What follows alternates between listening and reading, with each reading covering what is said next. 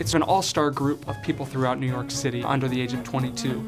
We really get to see what it's like to be a professional musician. This is their community, this is their home, this is where their friends are, their family. Hi, I'm Shauna Quill. I'm the Executive Director of the New York Youth Symphony. I think what's made the New York Youth Symphony unique for its first 50 years is that it's made possible transformational musical experiences for a wide range of students. The New York Youth Symphony started with this big idea that access to the arts should be open to anybody and without any cost. I'm Jo Garfield. I am the daughter of one of the founders of the New York Youth Symphony. My mother's missions was to have a place where people could go and hear classical music free. From the beginning, it was 3 free concerts every year. And in Carnegie Hall. In Carnegie Hall. The fact that the review of Perlman was in the Times was an important factor in establishing the credibility of the group.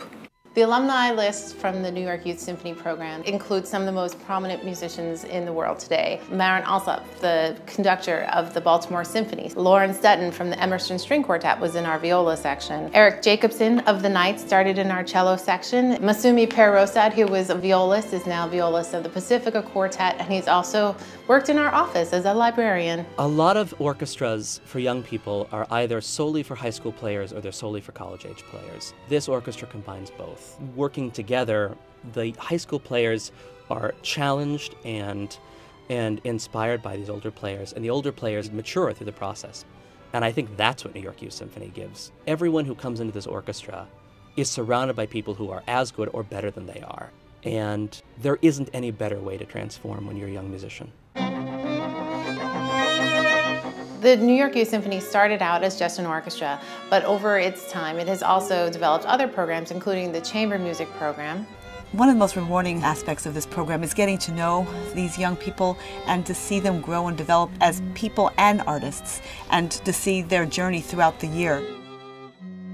The composition program provides an opportunity for young musicians to explore the world of composition through seminars, workshops, and readings, including an orchestral reading session where students' pieces are performed by professional and student musicians side by side. Visiting lecturers have included John Coriano, Christopher Rouse, Philip Glass, Alan Pearson, and Amy Beth Kirsten. The finale of the program is the Composition Date Concert, a tour de force new music concert where all of the composers receive a premiere of one of their works in collaboration with the orchestra, jazz, chamber music, and conducting programs. The Robert L. Poster Apprentice Conducting Program gives aspiring conducting students the opportunity to study the art of conducting through rehearsal technique, score analysis, podium time, and observation. Students of the program conducted the Composition Date Concert as well as rehearsals throughout the year. 10 years ago, we began the New York Youth Symphony Jazz program. It focuses on music of the 1930s and 40s big band era. Tonight we're playing at Jazz at Lincoln Center, which I think is one of the most amazing musical venues, not just in New York City, but really in the world. It's a really good experience to play some classic big band music, so I'm really glad that JVC gives us the opportunity to really learn it, so that we, the new generation, will have knowledge of this classic material.